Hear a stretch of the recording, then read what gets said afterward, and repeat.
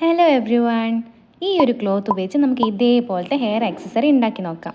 അതിനുവേണ്ടി 7 ഇഞ്ച് വീതിയും 14 ഇഞ്ച് നീളമുള്ള ഒരു ക്ലോത്ത് എടുത്തിട്ടുണ്ട്.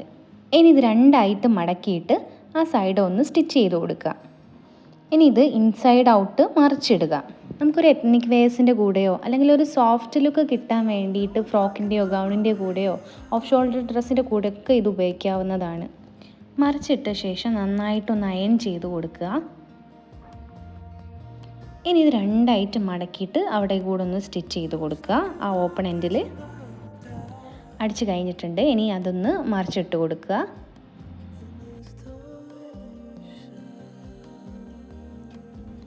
അതിനുശേഷം ഒരു സൈഡിൽ നിന്ന് മറ്റേ സൈഡിലേക്ക് ഇങ്ങനെ കുറച്ച് ഞെറികൾ പിടിച്ചു കൊടുക്കുന്ന പോലെ പിടിച്ചു കൊടുക്കുക. നിങ്ങളുടെ ഇഷ്ടത്തിനനുസരിച്ച് അത്രയും ഞൊറികൾ ഇട്ട് കൊടുക്കുക.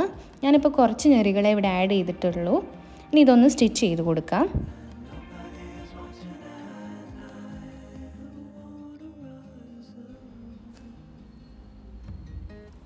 രണ്ട് മൂന്ന് പ്രാവശ്യം അതൊന്ന് തുന്നിയിട്ട് നന്നായി സെക്യൂർ ചെയ്ത് കൊടുക്കുക. ഇപ്പം നമ്മുടെ ബോയുടെ അപ്പർ പോർഷൻ റെഡി ആയിട്ടുണ്ട്. ഇനി ലോവർ പോർഷൻ ആ നീളമുള്ള ഭാഗമാണ് റെഡിയാക്കി എടുക്കേണ്ടത്.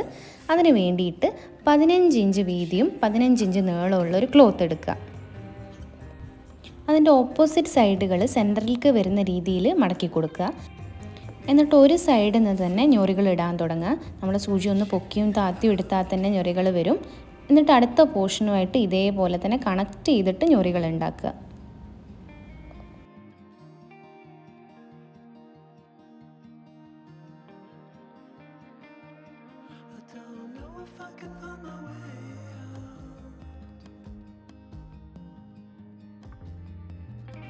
ഇതേപോലെ ഓപ്പോസിറ്റ് സൈഡിലേക്ക് നമ്മൾ ചെയ്ത് കൊടുത്തിട്ടുണ്ട്.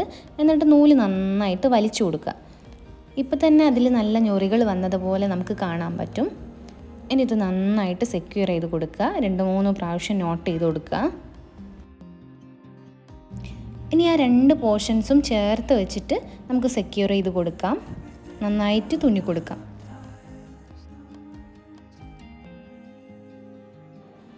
ബോൻ്റെ വിങ്സൊക്കെ നന്നായി വന്നിട്ടുണ്ട്.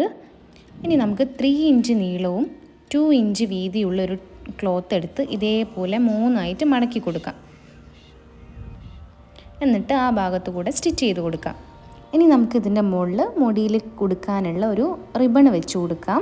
ഇതിൻ്റെ ബാക്ക് സൈഡിലായിട്ട് ആ ഒരു പീസ് ഓഫ് ക്ലോത്ത് വെച്ചിട്ടാണ് നമ്മൾ അറ്റാച്ച് ചെയ്ത് കൊടുക്കുന്നത്. ആ ക്ലോത്ത് റിബണിനെ എൻസർക്കിൾ ചെയ്യുന്ന രീതിയിൽ വെച്ച് കൊടുക്കുക. അതിൻ്റെ ആ എൻ പോർഷൻ ഒന്ന് മടക്കിയിട്ട് ഉള്ളിലേക്ക് വെച്ചിട്ട് നമുക്കതൊന്ന് തുന്നിയെടുക്കാം.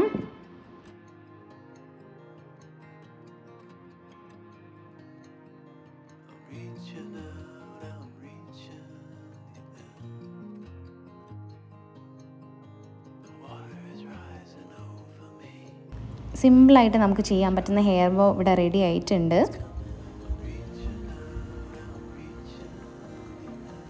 എല്ലാവർക്കും വീഡിയോ ഇഷ്ടപ്പെട്ടാൽ ലൈക്ക് ചെയ്യുക, കമൻറ്റ് ചെയ്യുക, സബ്സ്ക്രൈബ് ചെയ്യുക.